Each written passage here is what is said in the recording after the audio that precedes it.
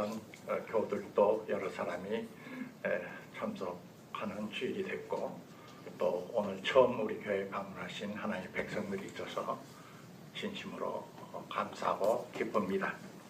오늘 특별히 맥추절 감사 예배로 드리는데 주의전을 찾아온 모든 하나님의 백성들 위해 진심으로 성삼위일체 하나님의 은혜가 같이 하시기를 축원합니다. 오늘은 우리 작은 교회도 사교회 작은 교회라 이렇게 간판을 내걸고 8년째 지냅니다마는 한국 교회 아마 대부분도 교회력에 따라서 맥추절 감사 예배로 드리고 있습니다. 맥추절이라 하는 이 글자 그대로 이스라엘 백성이 이제 출애굽을 한 뒤에 40년 광야 생활을 끝내고 가나안에 입주를 했죠. 입주가 한꺼번에 금방 되어진 건 아닙니다. 학자들이 하면 무려 한 100년 서서히 왜 그러냐면 그곳에 이미 그곳에 터를 잡고 산 여러 사람들 고대 부족들이 있었기 때문에 그렇습니다. 그러나 점점 그곳에 이제 터를 잡고 살면서 양과 낙타와 그리고 소와 양을 이렇게 기르던 목축 생활을 하던 이스라엘 백성이 씨를 뿌리고 곡식을 거두고 포도 나무를 심고 무화과 열매를 거두는 반농경 생활로 바꿔지게 되는 거죠. 그래서 이제 처음 뉴잉글랜드에 도착한 청교도들이 첫 수확이 너무나 감사해서 추수감사제를 지냈듯이 이스라엘 백성들 속에 고대 시나이 반도에서 유랑시절 때는 없던 종교적 절기가 생긴 거죠. 그것이 바로 맥추절이라고 하는 것과 수장절이라고 하는 두 개의 절기였습니다. 출애굽기 23장과 그리고 34장을 보면은 율법으로 이제 규정을 아예 하다시피 해가지고 모든 이스라엘 백성은 반드시 1년에 3번의 종교적 축제제요소로 말하면 종교적 축제에 반드시 참석해야 한다라고 규정을 하고 있습니다. 첫째는 뭐냐 하면 출애굽 사건을 기억하고 그것을 감사하고 잊지 아니하는 유월절 행사올시다. 유월절, 6월에 일어나서가 아니라 하나님의 천사가 이스라엘 백성의 살고 있는 그 집 문을 건너 넘어 뛴다라고 하는 의미에서 출애굽의 상징이죠. 그날은 이스라엘 백성 모든 백성들에게 명령하기를 하나님께서 떡을 굽되 빵을 굽되 아마 급히 출애굽을 하느라고 했다고 하는 그런 실질적 이유도 있을 거고, 또 종교적으로 보면은 이 이스트 효소를 넣어서 누룩이라고도 그렇게 표현하죠. 누룩, 효소, 이스트를 넣어서 빵을 구워서 만든다면 빵이 부드러워지고 그렇죠. 좋죠. 그런 것은 일상생활 평안한 때 하는 일이라. 그래서 출애굽의 때는 그런 것을 하지 못하게 하고 무교병, 누룩 없는 떡, 빵을 구워서 먹고 그리고 쓴 나물과 함께 서서 그것도 먹고 이제 양을 잡아서 그 피를 가지고 문설주에 바른 다음에 그 고기도 그날 다 먹고 빨리 이제 하나님의 구원사의 큰 이제 나팔소리와 함께 집을 떠나라 하는 그 구원사의 큰 기억을 그들이 되살리는 사건이죠. 그래서 일명 유월절을 무교절이라 이렇게 불렀어요. 무교절이라는 것은 누룩을 넣지 않는 떡을 빵을 구워 먹는 날이다 라고 하는 것입니다.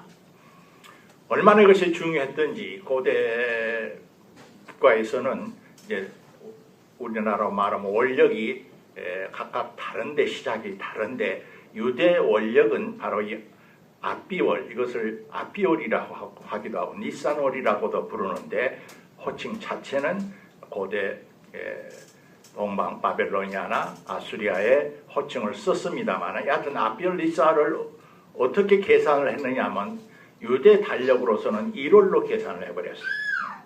다시 말하면 유대 민족, 이스라엘 민족의 시작과 출발과 존재 의미가 출애굽에 있다라고 하는 것을 강조하는 것입니다. 그래서 우리나라로 말하면 3월, 4월에 해당합니다. 3월, 4월.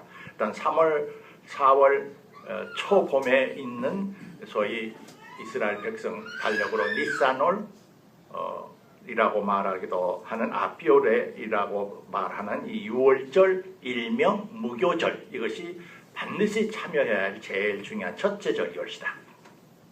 둘째 절기는 그 뒤에 이제 가나안에 정착해서 생긴 절기라고 제가 말씀드렸죠. 때는 이제 농사를 짓고 첫 밀보리 수확을 거둘 때였다.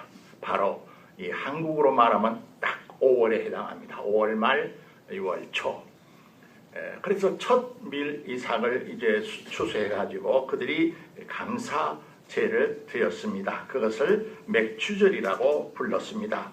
일명 장막절이라고도 구약 성경에는 쓰여 있습니다. 이 맥추절을 반드시 지켜라 이렇게 규정이 되어 있어요. 그리고 마지막에 이제 하나가 또 있는데 그것은 늦가을, 우리 달력으로 말하면 10월이나 11월에 그 나라는 이제 밀보리 농사 외에 주 농사가 포도였거든요. 포도. 주로 포도, 모아가 또 올리브유를 다 기름을 짜고 포도주를 이제 틀을 따라 다 그 빨리 상하니까 그걸 요새 말로만 포도주를 이제 익혀서 저장을 합니다. 수장절이라고 그러죠. 수장은 것은 모은다는 수가고 저장한다는 저장입니다. 예. 수장절, 이 세 가지를 반드시 지키도록 규정이 되어 있습니다. 한국 그리스도인들은 50년 전까지만 해도, 그러니까 제 기억으로 해도 60년 4.19가 일어나고 5.16이 일어났는 때만 해도 절대 식량이 부족했었어요. 그래서 요새 식당에 가서 밥그릇에 밥이 남는 거 보면은 참 세월이 이렇게 많이 변했구나 하는 것을 느낍니다. 그때만 해도 밀보리 농사를 많이 했습니다. 대부분의 빈 밭, 상간 농지에도 전부 밀 아니면 보리를 심었습니다. 지금은 일부에만 그렇게 심지요. 그것도 맥주 공장과 계약 재배하고 대부분은 밀보리 농사를 안 짓는 추세가 됐습니다. 왜 그러냐면은 그렇게 해서 농촌의 수지 계산이 맞지 않는 점이 제일 중요한 것이고, 도시 생활에 나와서 살다 보니까 대부분의 사람들이 이제 생활 환경이 이렇게 바꿔져 버렸습니다. 그러나 저는 감사한 것이 이 이상하게 성경에서 말하는 이 세 가지 절기, 무교절, 일명 6월절, 그리고 맥추절, 수장절, 이것이 한국의 우리 한민족의 이 지리적 또 삶의 리듬하고 거의 이렇게 맞아떨어져서 우리는 성서 세계가 말하는 이것이 무엇을 의미하는가를 이해하는데 상당히 좋은 장점이 있어요. 여러분 한번 생각해 보세요. 저 에스키모 사람들은 1년 내내 얼음 속에 살아서 주 음식이 뭐 물개나 한 마리 잡아서 저장해서 얼음 속에 살기 때문에 지금 이런 이야기를 성경에서 읽어도 거기도 크리스찬들이 살 거 아닙니까? 뭔지 잘 이해를 못할 거란 말이에요. 또 동남아 눈 뜨면은 바다고 바닷가 가면 고기 잡아서 평생 사는 그런 백성도 크리스찬들이 많이 있고 교회가 많이 있는데 우리 민족처럼 이 성경의 의미를 가깝게 이해하는 그런 축복이 없어요. 그것도 참 묘하다. 왜 한국의 그리스도교가 이 짧은 역사 속에 유럽의 국가들 외에 소위 말하는 제3세계 국가 중에서 그리스도교가 이렇게 짧은 시간 안에 뿌리를 내리는 나라는 한국 외에는 별로 없습니다. 그것도 우리가 참 한번 생각해 볼 그런 일이라고 봅니다.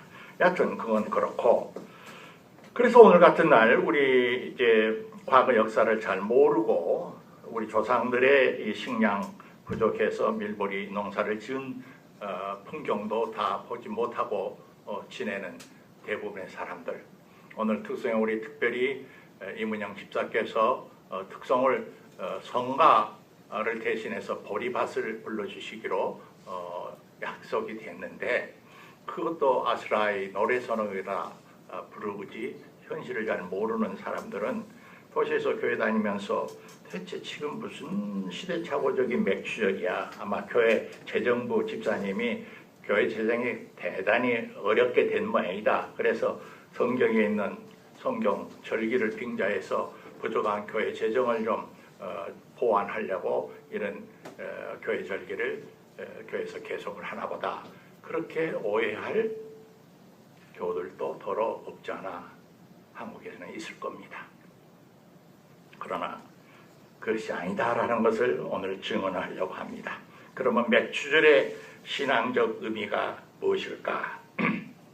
오늘은 좀 성경을 제가 과감하게 영해를 좀 해보려고 그럽니다.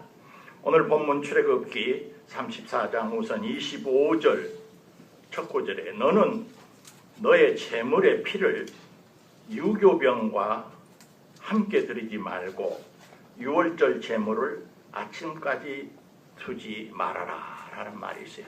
대체 이게 무슨 소린고?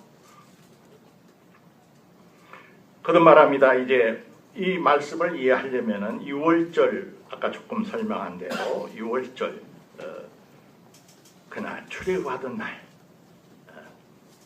날을 알아야 이 말이 이해가 되는 것이죠. 여기서 내 제물의 피라고 하는 것은 바로 어린 양을 잡은 그 유월절의 어린 양의 제물의 피를 말하는 것입니다. 고대 유대인들은 유월절날 어린 양을 잡아서 몇백 년 전에 조상들이 그 이른 새벽에 드렸던 그 행사를 똑같이 반복을 했어요.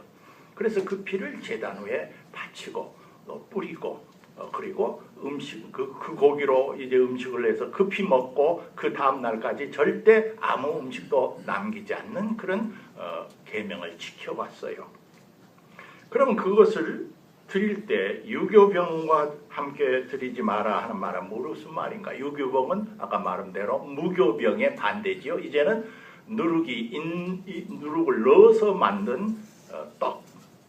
누룩을 넣었다고 하는 것은 안정된 생활 속에서 문화생활을 하면서 우리가 요새 고급 빵집이 동네에 많이 생기는데 같은 식빵도 다양하고 진하지 않아요? 먹기 좋고 부드럽고 우유도 넣고 하는 그런 고급화된 그런 어떤 빵을 상징합니다.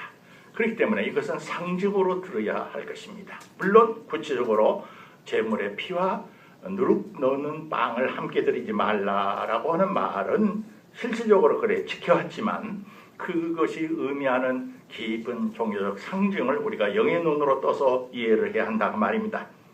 그 말은 무엇을 상징하는 것일까?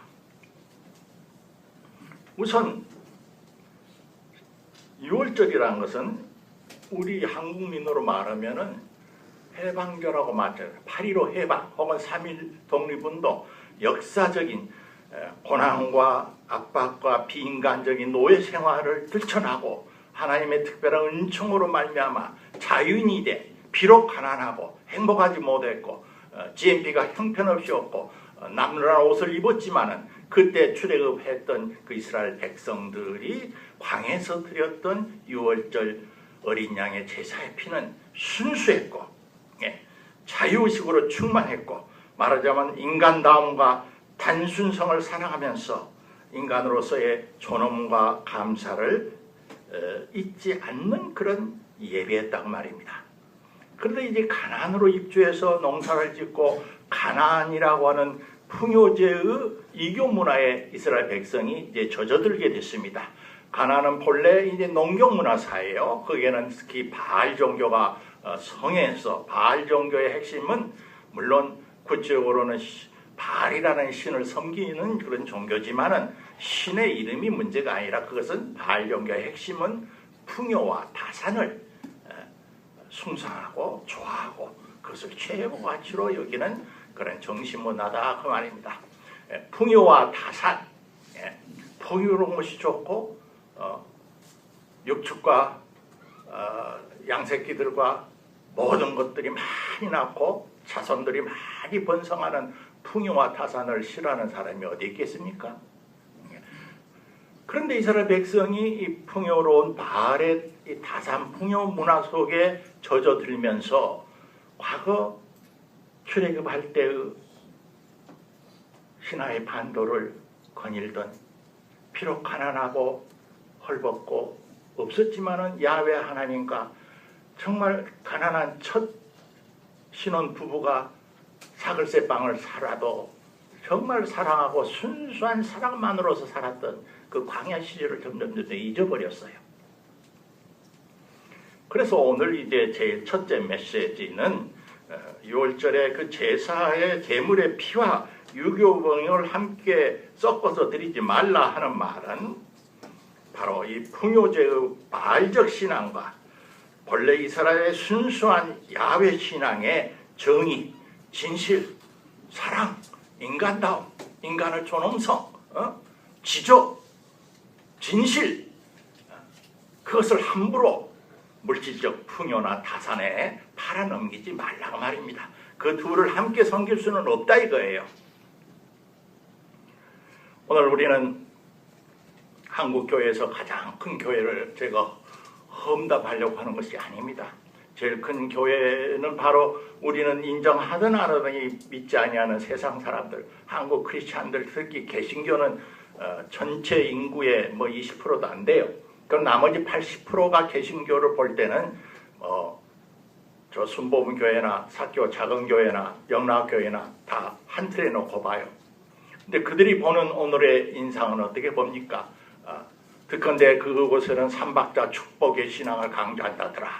예수를 믿으면은 영원히 복받고 내 몸이 복받고 하는 사비 복받아서 모든 것이 다 잘되고 잘된다, 잘되는 그런 신앙이다. 틀린 말 아니죠. 성경에 그래 쓰여 있어요. 그래 성경과 하나님께서 무슨 하나님을 믿고 예수를 믿으면은 가난하고 지제히 고생만 하고 그저 그렇게 불행하게 살란 말이 어디 있습니까? 하나님은 그의 자녀들이 행복하고 건강하고 즐겁게 창조의 땅에서 생을 누리기를 원하세요. 그래서 삼박자 축복이 틀린 거 아니에요. 그러나 그것이 잘못하면은 유교병이 되어버린단 말이에요. 누룩을 그 가운데 넣어서 부드럽게 만든 빵을 가지고 제물의 피를 함께 제단에 올리는 그런 우를 범한다 그 말입니다. 말을 바꿔서 말하면 기독교 신앙의 순수성과 바알의 축복신앙, 바알의 풍요신앙이 뒤섞여져서 정이고 진실이고 순수고 인간성이고 하는 것은 둘째고 결과가 좋으면 다 좋다라고 하는 풍요의 승리가 되어버려가지고 오늘날 세계에서 제일 큰 교회가 됐음에도 불구하고 일간신문에는 그 원로 목사와 그 자녀들과의 소송 문제가 국가재판소에 들락날락하게 되어버렸고 한국 사회 전체가 개신교를 존경하지 않고 경외의 마음으로 바라보지 않는 기독교가 되어버렸다고 말입니다. 처음에 한국 기독교가 한국 땅에 돌아온 130년 전에는 절대 그러지 않았어요. 우리 조상들 지금 4대 할아버지 할머니들 죽고 배고팠습니다만 정말 순수한 신앙을 아비오레 니산오레 저 어린 양 그 송양의 신앙 그 사막의 종교의 순수 신앙을 그들은 굳게 지켰던 것인데 그것이 어느덧 다 사라져 버렸습니다. 오늘 우리는 사교 작은 교회 우리의 마음속 깊은 곳에는 그런 유혹이 없는가 반성을 해야 할 것입니다. 말을 주셔서 말하면은 가시관의 예수를 근관의 예수로 바꾸지 말라고 말해요.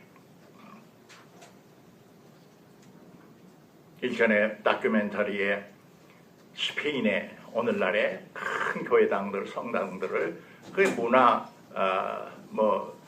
관광 스케줄로서는 아름답죠. 그 안에 들어가면 그 건축도 훌륭하고 그 안에 있는 모든 십자가상 전부 금으로 금칠을 했더라고요. 그것은 14세기, 15세기, 16세기 한 300~400년 동안 스페인과 포르투갈이 당시에는 굉장히 세계 강대국이었거든요. 그 무적 함대를 끌고 가서 특히 남아메리카의 모든 원주민들을 다 거의 몰살하다시피 시키고 그곳에 모든 아프리카 노예들을 끌어다가 금광을 캐게 하고 그 금을 가지고 와서 그의 20%를 교회에다 내게 하고 또 신도들도 자기들이 받은 모든 축복을 보장하기 위해서 신 앞에 금으로서 헌금을 했어요. 금이 넘쳤어요. 그래서 그 금을 가지고 본래는 십자고상이나 마리아상이나 그런 것이 그래 금칠해 있지 않았는데 그 금을 아주 종이처럼 얇게 펼쳐서 그것을 다 감쌌어요. 그 몇백 년이 지나도 변하지 않고 지금 관광객이 보면 휘황찬란하지만은 그것은 바로 오늘 출애굽기 34장 25절에서 말하는 너는 내 제물의 피를 유교병과 함께 드리지 말라라는 계명의 위반이 옵시다. 그렇기 때문에 그곳에는 그 하나님께서 기뻐하셨겠어요? 금관의 예수를 보고 사람들은 황홀하려는지 몰라도 본래 저 골고다 십자가 위에서 가시관을 쓰시고 인류의 모든 속죄와 사랑과 진실과 의와 참을 위해서 희생을 각오하지 않으면 아니 되셨던 그 생명의 길을 잊어버렸다고 말이에요. 그랬더니 오늘날 당신은 휘황찬란했는지 몰라도 스페인 포르투갈의 그 금으로 도배해 있는 그 교회당들은 생명력을 잃어버렸어요. 그래서 오늘 첫째 맥주절의 첫째 메시지는 그것입니다. 유월절로 상징하는 어린 양의 순수 자기희생의 신앙과 바알 신앙의 축복과 다산의 물질적 신앙을 뒤섞지 말라. 둘째 이제 메시지는 26절에 계속됩니다. 내 토지 소산에 처음 익은 것을 가져다가 하나님 앞에 드리라. 성석에 보면은 이상하게 이스라엘 백성은 본래 백성이 아니었어요. 성경이 말하면은 뭐 아브라함의 후손들의 단일 혈종인 것 같지만은 그것이 주를 이루고 고대 그 사회에서는 각종 그저 유랑하는 어중이 떠중이들이 모인 글자 그대로 전혀 아무런 일치성과 통일성이 없는 잡종 인종의 집합 단체였습니다. 그들을 하나님의 백성으로 일구내기 위해서 모세와 모든 초대 지도자들이 많은 예를 썼잖아요. 그래서 이제 하나님께서 그들에게 계명을 주시는데 뭐라 그러냐면은 이제 새로운 계약 백성을 삼으면서 너희가 사는 가운데서 생산해낸 모든 첫 새끼, 첫배 새끼, 그것이 사람이든 양이든 낙타든 소든 식물로 말하면 첫 열매, 첫 이삭이든 하여튼 맨 처음 열매 맺는 것은 이건 내 것이다. 나 하나님이 야훼 것이요 너희 것이 아니요. 그러니까 그것은 너희 것이라고 생각하지 말고 회당에 있는 제사장 앞에 그것을 가지고 와서 바쳐라 하는 그런 계명을 내렸단 말이에요. 현대인들은 이게 구약 성경의 하나님이 고대 무슨 원시 문화 시대의 그런 하나님이었기 때문에 그저 모든 그런 물질에 탐욕이 나셔가지고 이스라엘 백성을 협박 공갈을 해가지고 첫 소산을 자기에게 바치게 하라고 했다. 그렇게 생각하면 그건 엄청난 오해죠. 하나님은 지존하시고 자존하셔서 무엇을 필요로 하신 분이 아니에요. 그렇게 명하는 것은 우리 인간들에게 사람아 너의 존재와 너의 모든 소유는 본래 너의 것이 아니고 그것 자체가 선물이라는 것을 항상 잊지 말아라. 너의 것이 아니야. 이건 생명의 근원자의 것이고 어떻게 말하면 생명 자연 그 자체의 것이고 너는 그 속에 선물로 덤으로 지금 초청받아서 사는 거야. 그것을 상징적으로 우리에게 잊지 말라고 가르쳐주기 위해서 첫배 새끼를 다 내라고 하는 것이고 11조 정신도 그런 겁니다.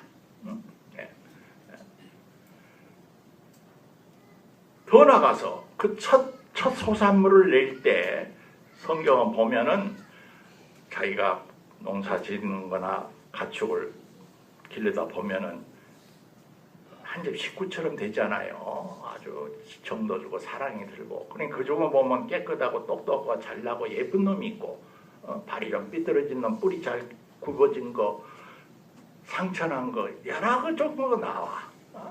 사람이 살다 보면 욕심이 생기고, 처음에는 정성어들이지만은 한참 살다 보면은 어차피 뭐 재물 바치면 제사장이 다 불에 태워버리기도 하고, 다 삶아서 제사장의 그룹들이 다 식사로 처리하는데, 좀 뿔이 좀 굽어지고 다리가 좀 절면 어때? 우리의 책임만 다하면 되는 거 아니야? 해가지고 상처난 거, 불구가 된 어떤 그런 재물을 바치기 시작했단 말이에요. 그건 아주 절대 운명으로 못하겠어요. 알았어요? 그래서 그것이 무엇을 상징하는 것일까? 그것은 하나님 앞에 우리를 보이는 하나의 삶의 자세인데, 쓰고 남은 것, 그저 마지못해 뭐 하나님 앞에 세금 내듯이 그저 생색내는 그런 어떤 하나님 앞에 신앙생활, 그것이 시간이든지 돈이든지 재벌이든지 재능이든지 그건 금지한다 하는 것입니다. 너희 것 중에서 가장 순수하고 가장 올바르고 가장 반듯하고 흠이 없는 바로 그것을 바칠 때 하나님께서는 나머지 모든 것을 너에게 축복하신다라고 하는 그런 정신입니다. 그것도 이 맥주절에 우리가 생각해야 할 두 번째 메시지입니다.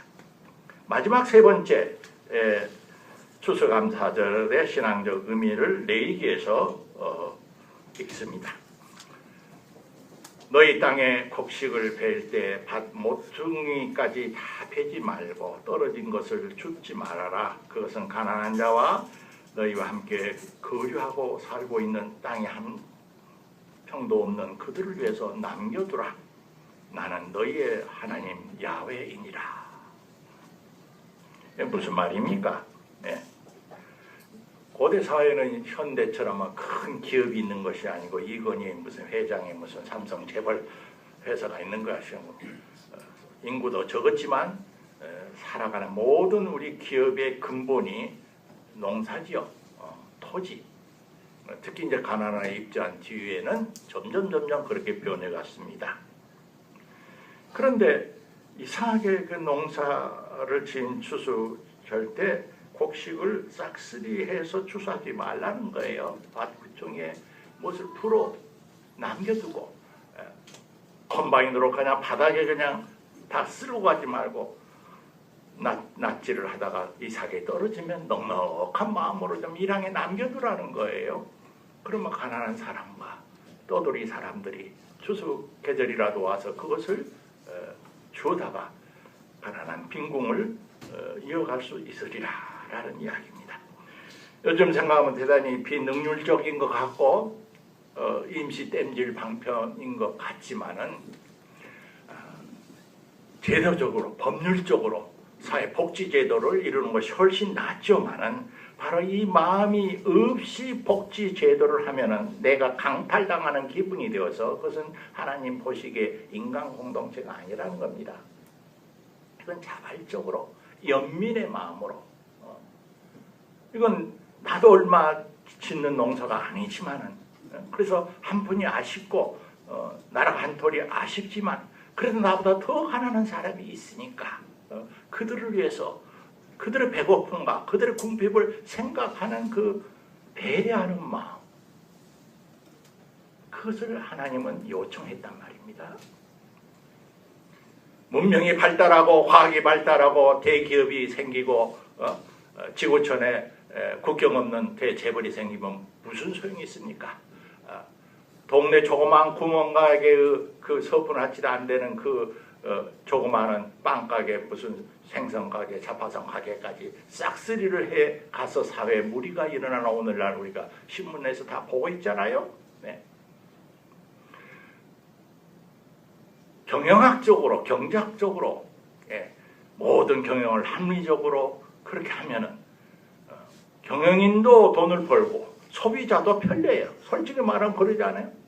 동네 잘 정리되지 않는 주민시장에 재래시장에 가서 상업 물건 사느니 도시민들 솔직히 말해서 투표하라면 90%가 그렇게 다 요새 잘 되니까 좋더라. 그럼 겉을 보면 그렇게 되지요.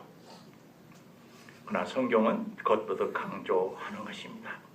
그건 야훼 나 창조주 하나님이 너에게 생명을 주고 너희가 살아가는 충만한 삶을 살기 위해서 살 길을 한쪽에 두고 너희들이 택하는 죽을 길을 한쪽에 두는데 너희들이 살고자 하면은 이 계명을 지키라는 겁니다. 우리 사회 모두가 오늘 기도하신 우리 박수원 집사님의 기도대로 너무나 이 성경의 정신에 보면은 너무나 무한 경쟁, 싹쓸이 경쟁, 약자를 짓밟다 못해서 아예 없애버리는 것이 더 낫다고 하니 승승장구하는 듯한 동물적 얼굴로 변해가는 인간사회 속에서 오늘 또 하나님의 말씀은 한국민의 90%가 맥주저라고는 아무 상관이 없는 도시 생활을 하지만 맥주를 지키게 하고 오늘 말씀하신 세 가지 말씀을 우리에게 주시는 거예요. 6월절 그 정신과 바알 신앙을 섞지 말라. 너의 모든 존재의 알파와 오메가가 하나님의 것이고 너는 초청받은 하나의 손님으로서 나그네로서 인생을 살고 가는 과정이라는 것을 절대 잊지 말라. 같은 삶의 동산에서 똑같은 시대를 살아가는데 너 곁에 있는 동료 이웃의 고통과 아픔과 슬픔을 외면하지 말라. 이것이 오늘 우리에게 2013년 주시는 맥주절의 성서적 의미옵시다. 기도합시다. 하나님 아버지 60년 전에 춥고 배고파서 볼죽도 끓여 먹던 이 백성이 지금은 잘 살게 됐습니다. 감사합니다. 그러나 어느 때 그 가난한 때 서로 위해주던 우리 민족의 아름다운 품성들은 다 사라져가고 사람들의 마음이 강팍해졌고 차가워졌고 냉정해졌습니다. 인간의 얼굴 모습을 잊어갑니다.